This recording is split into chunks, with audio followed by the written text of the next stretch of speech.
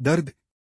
50 वर्षीय राजेश बाबू ने सुबह सुबह करवट ली और हमेशा की तरह अपनी पत्नी मीता को चाय बनाने को कहा और फिर रजाई ढककर करवट ले ली। कुछ पल उन्होंने इंतजार की पर कोई हलचल ना होने पर उन्होंने दोबारा आवाज दी। ऐसा कभी भी नहीं हुआ था, इसलिए राजेश बाबू ने लाइट जलाई और मीता को हिलाया पर कोई हलचल ना होने पर ना जाने वो घबरा से गए।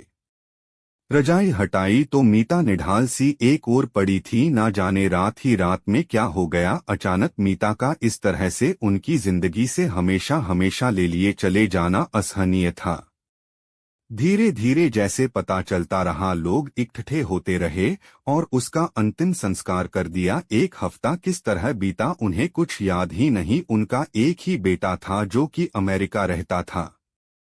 पढ़ाई के बाद वही नौकरी कर ली थी। बेटा आकर जाने की भी तैयारी कर रहा था। उसने अपने पापा को भी साथ चलने को कहा और वो तैयार भी हो गए, पर मीता की याद को अपने दिल से लगा लिया था। अब उन्हें हर बात में उसकी अच्छाई ही नजर आने लगी। उन्हें याद आता कि कितना ख्याल रखती थी मीता उनका, पर वो कोई भी मौका नहीं चूकते थे उसे गलत साबित करने का। ना कभी उसकी तारीफ करते और ना कभी उसका मनोबल बढ़ाते, बल्कि कर काम में उसकी गलती निकालने में उन्हें असीम शांति मिलती थी। उधर मीता दिन भर काम में जुटी रहती थी। एक बार जब काम वाली बाई 2 महीने की छुट्टी पर गई थी, तब भी मीता इतने मजे से सारा काम बिना किसी दर्द और शिकन के आराम से गुनगुनाते हुए किया, जबकि कोई दूसरी महिला होती तो अशांत हो जाती। दिन रात राजेश बाबू उनकी यादों के सहारे जीने लगे। काश वह तब उसकी कीमत जान पाते, काश वो तब उसकी प्रशंसा कर पाते, काश। पर अब बहुत देर हो चुकी थी। आज राजेश अमेरिका जाने के लिए सामान पैक कर रहे थे। पैक करते करते मीता की फोटो को देखकर अचानक फफक कर रो पड़े और बोले, मीता मुझे माफ